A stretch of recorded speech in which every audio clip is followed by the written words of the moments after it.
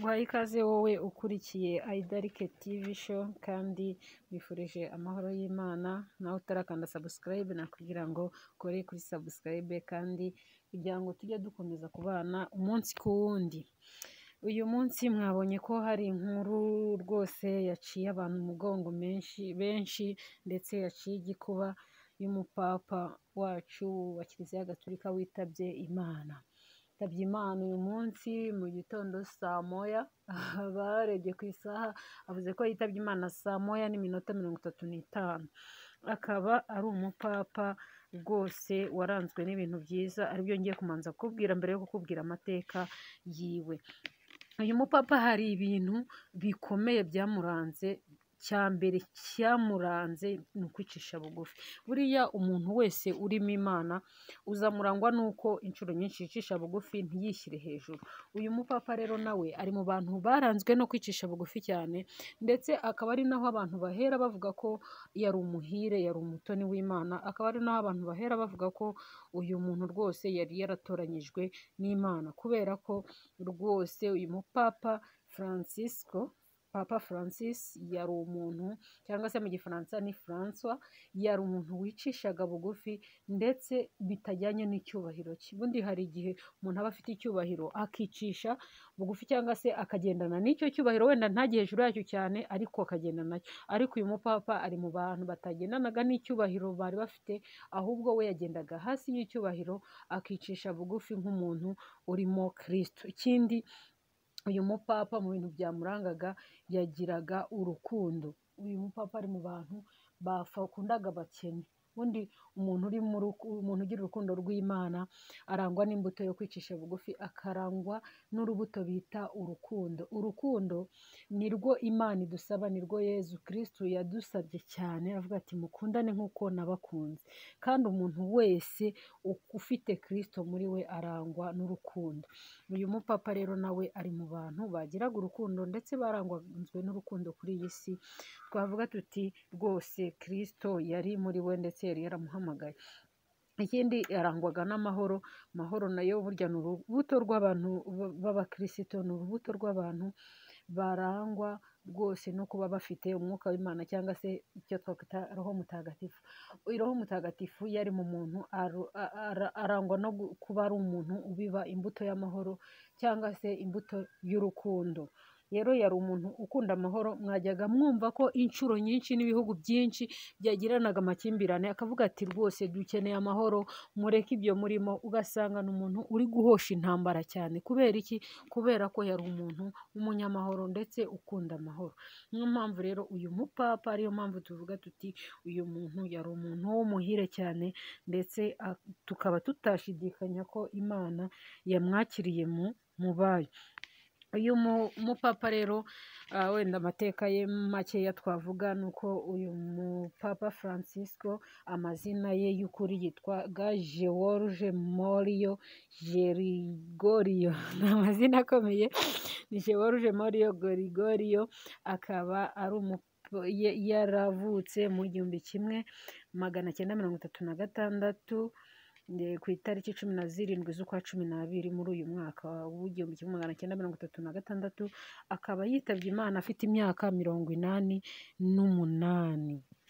Akaba yaravukiye mu gihugu cya Leta Zunze Ubumwe za Amerika, cyangwa se muri Amerika y'Amajyepfo. Yavukiye muri Amerika y'Amajyepfo, muri Amerika y'Amajyepfo mu gihugu cya Argentine. Akaba yaravutse mu bana 5, akaba ari we wari mukuru. Ndetse ikindi twavuga ni uko uyu mupapa ari we wa mbere ubaye umupapa wo muri Amerika, uturuka kuri uyu mugabane wa Amerika. Akaba rero uyu mupadiri yarize akiga muri segonderi. Mbere y'uko ajya mu iseminari yize icyo bita ubutabire, chemistry, cyangwa icyo twakwita chemistry. Akomeza muri filozofi, ndetse mu mateka yamuranze nuko yabaye n'umwarimu, agakomeza yiga indimi, akaminuza mu ndimi cyane. Aza kuba rero padiri nyuma yo kurangiza iseminari, nibwo yaje kuba umupadiri, ndetse akaba yarahawe impamyabushobozi y'ikirenga ya filozofi, muri filozofi. ndetse umwaka wa mbere yabayemo padiri ni umwaka w'igihumbi kimwe magana cyenda mirongo itandatu n'icyenda. Muri mwaka nibwo yahawemo ubupadiri atangira kuba umusasaridoti mu gihumbi kimwe magana cyenda mirongo itandatu n'icyenda. Noneho yabaye musenyeri mu gihumbi kimwe magana cyenda mirongo cyenda na karindwi. Murumva ko yari amaze imyaka igiye kuba 30 ku busasaridoti, aza kuba nyine musenyeri. Muri 2001 nibwo yatorewe kuba karidinari, atorwa n'umupapa witwaga Papa Yohani wa kabiri niwe wamugize karidinari. Kandi ibi byose yagiye bigeraho kubera ko abantu bose bamubonagamo impano y'ubwitonzi no kwicisha bugufi.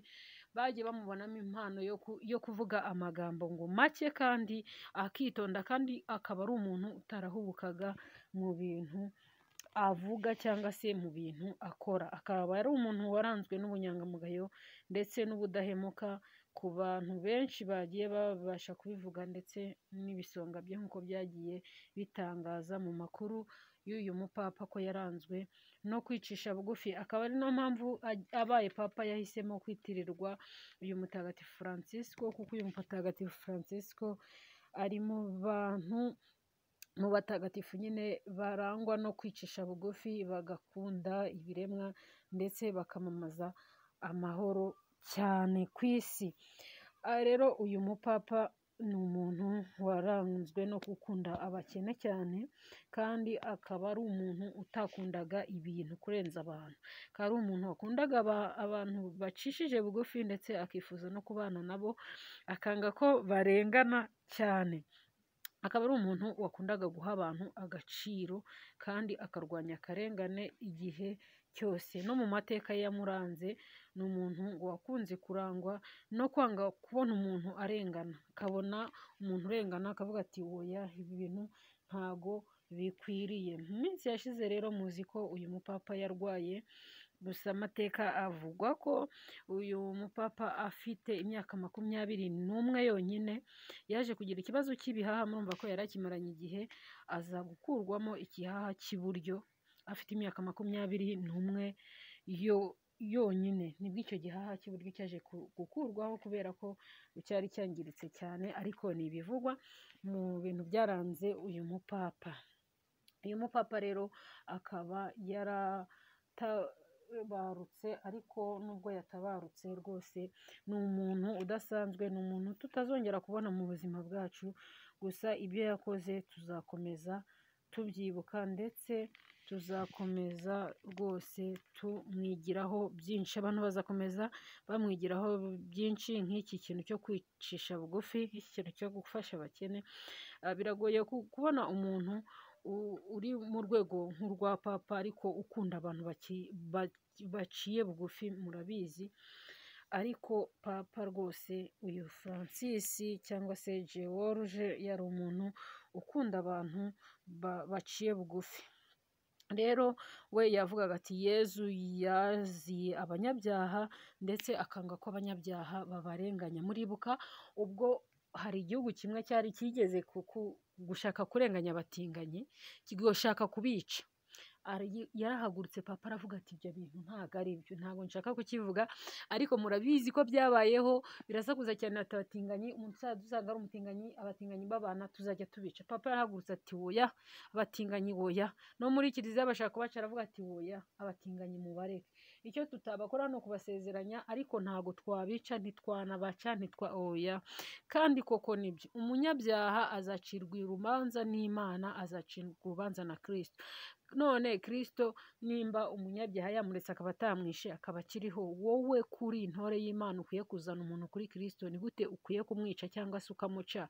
Mureke ahubwo umubwirize, mbese umubwirize, umusengere ahinduke. Ni umuntu rero rwose wangaga guhohotera ikiremwa muntu. Icyo nicyo kintu nanjye nzi papa yakoze, nanjye numva kinkoze ku mutima, kubona wafata umunyabyaha ukavuga uti abatinganyi tugiye kubica kandi wenda bakora muri serivisi runaka z'urwego runaka, kandi hari abandi bantu b'abicanyi ndetse bakora n'ibindi byaha bikomeye cyane, abo ngabo ntiwabishe wabababariye cyangwa se wabafunze, ahubwo n'abo ngabo ufite ukundi kuntu wabahana, ariko utavuze ngo ugiye kubavutsa ubuzima, kuko n'Imana ibizi ko bahari. Rero mu minsi yashize murabizi uyu mupapa yagiye mu bitaro abantu bya Gmail, ndetse aza kuvayo abantu babona ko yakize, ariko biza kurangira nyine mu by'ukuri burya Imana niyo ibizi igihe umuntu azavira muri ubu buzima. Uyu mupapa rero, Papa Francis akaba yitabye Imana.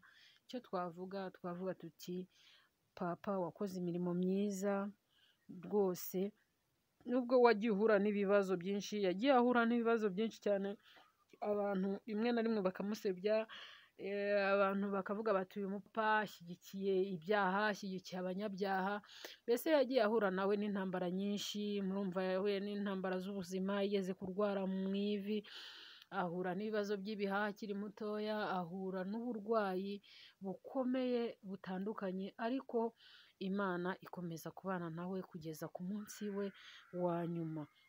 Twavuga tuti rero uruhukire mu mahoro, ndetse n'abakatolike bose muri rusange twababwira tuti mwihangane, tuzongera guhura na Papa Francis wa kabiri. Papa Francis tuzongera guhura mu gitondo cya mbere cy'umuzuko, nibwo tuzahura, ubwo Kristo azaba aje kujyana itorero, cyangwa se ubwo impanda izaba